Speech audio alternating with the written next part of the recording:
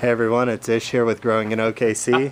About to get myself a Maker's Mark and Coke. And I'm here with a bunch of my friends. And we're at a garden of Dr. Dan Schabot, PhD, right? Yeah, PhD in communication. All right. I know that helps my garden too much, but... And he's going to take us on a tour around his garden and show you what he's got growing on here in Lawton, Oklahoma. Sure. And of course what you're seeing first is the big black plastic I'm using to kill weeds. And if you want to get down, I was trying to keep grass down last year, and you can kind of see back in the corner grass is starting to invade my garden there, but we couldn't get the Bermuda grass to stop growing. So my father suggested this actually. He does this in Washington State, and he uses it where it's more temperate to try to use the sun and the heat to try to kill all of the seeds down below. It's a little hotter here, so he figured, man, it will do it fast, and it did. And you can kind of see the ground around it. Some of the grass is starting to poke up around, but it really has, even where the plastic is moved, has kept the weeds and the grass down. And the intent here then is to kind of draw a line here and then plant some bluegrass or something that doesn't spread as much as the Bermuda here. Try to keep it up in front of the garden. And unfortunately I'm moving in a bit, so the next person, hopefully, paying it forward to the next person, is going to take care of this garden. That's what we're negotiating right now. What I've got here in front are some tomatoes, and as you can see, I definitely made the mistake of not getting cages that were strong enough. Last year, these cages were fine, and of course we had the biggest drought we've ever had. Yeah. Maybe since the grapes of wrath. And this year my tomato plants are just growing great, and as you can see, these things are just not enough to hold them up, and I'm getting some really nice tomatoes off of these this year. These ones that are here on the left are about the third harvest, and so I'm still getting a lot of blooms. I have had a couple people tell me, Ish included, that these have kind of stopped blossoming, or no, they're blossoming but they're not producing fruit, and mine are still going pretty strong with the fruit. What we also did this year is with the same idea of the black plastic, is we laid down the black landscaping cloth to keep the weeds off the tomatoes, and I think that's helped them a lot because the weeds haven't come in. Last year I think they were choking down some of my plants. And then you've got these cucumbers all trellised up here, and look at that cucumber. And nice. Yeah, and they have been great. And I pulled a couple off for quick pickling early on, but they've grown great. And the idea of the trellis came from a friend of mine who suggested using the trellis in Oklahoma to keep a close garden in, to try to conserve space and water. As you can kind of see my water down there. Looks like I didn't quite get the hose off. I was going to turn it on before Ish came. So water a little bit. I can pretty much keep it. I have to move it one other spot, but I can pretty much use this basic little soaker to soak the entire garden here with everything trellised and everything kept in close. How'd the pickles turn out? The pickles were great, and I just use I'm about to sink. But basic quick pickling techniques: vinegar, dill. And that's why I like it. Garlic. And garlic, and then you just put it up in the cupboard? You put it, you actually, quick pickles you keep in the refrigerator. You put everything together, you kind of heat the brine, and you pour the hot brine over the pickles, and then you seal it. You don't have to can it. You can just seal it in a glass and immediately put it in the fridge. You leave it in there for a couple weeks at the most, and then you get some pretty tasty pickles. There's plenty of recipes online for it. My suggestion is don't go too heavy on the vinegar though, because sometimes the quick pickles they'll get pretty interesting. It'll have a lot of bite. Yeah. And all of these plants, with the exception of a couple of the cucumbers, were starts inside. So this last year in my garden, which you visited, I had a little problem getting fruit. Obviously, I thought some of the heat. I think part of it is I started some of my garden too late in Oklahoma, and it just got too hot too quickly, and so I had a lot of trouble producing fruit. Got a lot at the end of in the fall, like most people did last year. Yeah. As you can see, these are my pepper plants. These all started inside too, and I've got some little those are bells. Wow, I thought those were jalapenos. Shows what I know about what grew up in my garden. But I've got 3 bell plants here. 1, 2, 3 that all made it from the outside. Last year, wow, there's my phone. Convenient. It's Green Day, it's a good choice. I kind of think too, I got my peppers this year, and these things have been growing great. I didn't get any until late season last year, and I think the starts helped a lot. getting them to get up and get out before it got too hot. So what do you use, like the bell peppers and the cucumbers? What do you do with all that? The bell peppers and the banana peppers I use in just about anything. A lot of Louisiana cooks like to use bell peppers and celery and onion. Yeah. The Cajun Trinity. The holy Cajun Trinity. And I like to use my bell peppers for that. I use my banana peppers in just about anything. I like them because they have a little bit more spice. I'll cut them up and put them in a salad. One of my favorite dishes is to take sausage, onion, mushroom, and banana peppers, and you cut up the onion,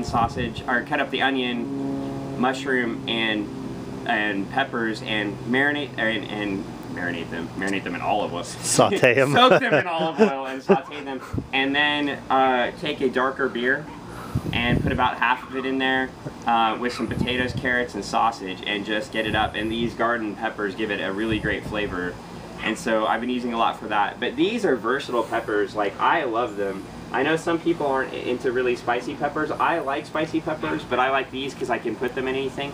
And they have kind of a medium spice, you know. So it's not like the banana peppers you're getting at Subway.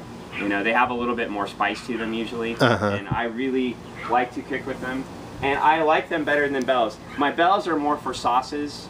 You know, whether it's a Cajun sauce or even a tomato-based sauce, you know, like a marinara sauce, you can use your bells as a base for it. Yeah. With some simple onions, and I really enjoy doing that as a cook. My kale, which you guys can kind of see in here among the ground cover that's popping up. Yeah, and I think this is amazing because it's the middle of July and the kale has not bolted yet. And this kale, what I started last year actually during this is here on a speech summer camp this year, and last year during the second week of camp I didn't like the cafeteria food, so I juiced, and you may remember that. Or no, you weren't here last year. No, not on the second week. Right. I wasn't. And I juiced all week, and I started using they suggest using kale for the juice, but I use turnip greens and other greens instead of the kale. This year I decided to grow my own kale for juicing, so I will use that sometimes with the tomatoes, but the juice pretty much consists of cucumbers and kale and a few other things. It's mean green juice. You can go look it up online if you're curious. And so I decided for cost effectiveness, mostly cucumbers are so cheap to grow. 50 cents a cucumber at the store, I can get them for free. Kale is very expensive sometimes. It can be up $1.50 a bunch. And so I can grow it in my backyard, and if I want to do a little bit of juicing for a couple days or something like that, or just use it for a salad. Kale is very versatile and very, very good for you. So did you buy this kale at like a box store, or No, did you grow it from online. seed? I grew it from seed. Everything in this garden this year is from seed. Oh, that's amazing. So not one thing, yeah. And like I said, a lot of this starts, the big giant trailing cantaloupe here that you can see everywhere, kind of invading everything. He was from a seed inside, and there's a little squash over there, spaghetti squash, that's not doing as well. He's not as happy to eat, I don't think. I think he'll be much happier in the fall. But he's definitely, I mean, it will come up eventually. And like I said, these peppers are the amazing thing to me, because people say that it's easy to grow peppers here, but I had a really hard time last year. The only thing I really lost from indoors was the cucumbers. Only the two in the middle, as you can see, that have the same leaf pattern there, pretty much, the two in the middle. Those were the starts. The rest of them I restarted outside. So I did the guy that's drooping down here, and this guy in amongst the grass. I started them back outside, and they've been running fine. So I've been getting Look at the size of those. Yeah, and those were even bigger before the heat wave hit. They've kind of stunted them a little bit, and they're just growing out. So, and they're good taste this year. Last year, if you were in Lawton, Oklahoma, and I'm not sure how it was up in Oklahoma City, but all of the homegrown cucumbers had this really, it was this alkaline-y taste to them. Enough to, like, if you put them in a juice even, you taste it in the juice. This year, the cucumbers don't seem to have that. I think it's probably because of the heat and maybe the rotation in the fertilizer. Right. Getting them out here a little bit. I didn't fertilize specifically outdoors, though. All the fertilization was done in the pots inside with the seeds. I haven't, outside of a little bit of basic store-bought plant fertilizer, nothing special. I didn't put down any, I didn't till any fertilizer in this year when I tilled, because I had some from last year. So I've liked the results too, and you can see the weeds like it very well. They are a very big fan of the soil out here this year and the wet. And then one guy here, he's the only, here's the one I've had trouble with this year. this is a giant, one of the giant sunflowers, and he's growing up. And you plant them in the middle to get bugs away from your other plants. They like to attract bugs and keep them away. But the sunflowers seem to grow just fine. Where you're standing now, I had a whole row here. This is the one guy that's made it. I've just had trouble getting these bigger sunflowers up. I wonder, did they fall over or did they just not come up? They would come up and then die. So I'm not really sure. Maybe it was too much water for them. I'm not exactly sure. They're a very hardy plant. I bought these online at a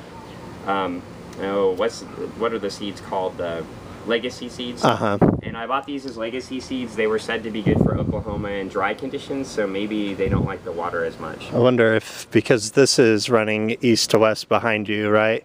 Yeah, it might just have been a light issue. Sure. But and then if you want to bounce back over here, I can show you. And I mean, this thing grows like trees. I had a catnip bush over here that came back annually, and you can see it's not even here anymore because this is just taken over. And it's, I mean, I don't know if you like to taste this stuff. I do. I love rosemary, yeah. I know. I'll pass them on to you because it's really good. Mm-hmm. And then if you get down in here, I've got mint that grows back annually, and you can see it crops up every year. And is it just your normal type of mint, or is it a... It's just a real basic mint. I'll keep passing stuff for you to eat, so... We'll mix mint and rosemary, and I'll get all the flavor crystals. And then there is some catnip back in here, and you can see it. And the catnip is at the edge of the garden. My rosemary kind of pulled it away, but I do have a cat. She's hanging out in the backyard. And do you ever just see her eating the garden, eating the catnip? She likes to come right back here and lay down, but the catnip's on the edge of the garden. Your catnip will actually keep your cats at the edge of the garden if they like catnip. They will go. I've seen her lay on top of the catnip plant before. Catnip's a weed, basically. So, right. You know, it'll just grow right up, and it'll keep her out of the rest of it. So that's been a really successful thing for me. In the front yard and right here, I transplanted a couple. These are dwarf sunflowers, and these are growing up. They only grow up to be about 2 or 3 feet high. Okay. And I'm waiting for them. And then this is Thai basil that you can see over here, and I use that for curries. And I use that often. That's why it's always cut back. So mine's not as big as some of the ones we were looking at the other day. All right, YouTube, this is Growing in OKC with Dan Schabot in Lawton, Oklahoma. And good luck growing wherever you're at in the country.